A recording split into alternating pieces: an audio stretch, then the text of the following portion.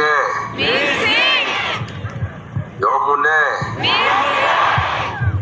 hao ni watu ya marehemu Mheshimiwa Johana Ng'eno. Marehemu Mheshimiwa Johana Ng'eno alikuwa rafiki wangu wa karibu sana, na mimi nataka niseme pole kwa kumpoteza kiongozi wenu. Pole. Kiongozi wa maana sana, alikuwa mtetezi wa wanyonge, aliangalia kina mama wajane, akasaidia watoto yatima, akatetea mashamba yenu. Mimi nataka niseme pole kwa kumpoteza kiongozi huyo wetu, na mimi naomba Mungu siku moja mimi na nyinyi watu ya Murwa Dikir tujue nani alimuua Johana Ng'eno na ni kwa nini.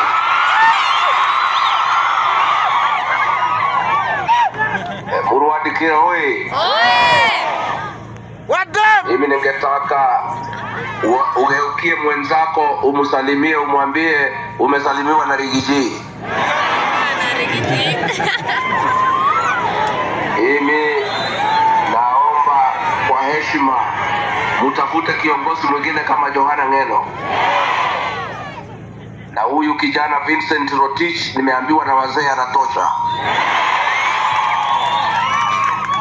Nimeambiwa huyu kijana ni kama Johana Ng'eno, haogopi mtu yeyote isipokuwa Mwenyezi Mungu, na yeye atakuwa mtetezi ya wanyonge. Mimi naomba mpatie nafasi ya kuwa kiongozi wenu. Mimi naomba munipatie yeye anitembeze huko na kwa Kipsigis kila pahali. Mimi nataka nimhakikishie ya kwamba Rigiji ni rafiki ya Kipsigis. Nyinyi mlinipatia nafasi nikakuwa naibu wa rais, nasema asanti. Nyinyi hamkunitoa kwa kasi, ni mtu mmoja alinitoa. Lakini nyinyi ni marafiki wangu na ni marafiki wa jamii.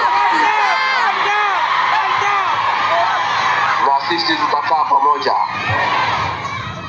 na hatuwezi wachana.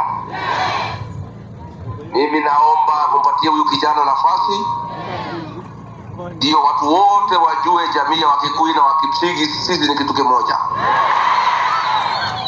na hakuna mtu atakuja katikati yetu. Mimi najua hata nyinyi kama Wakenya wengine mnalalamika hakuna barabara, hamuna stima,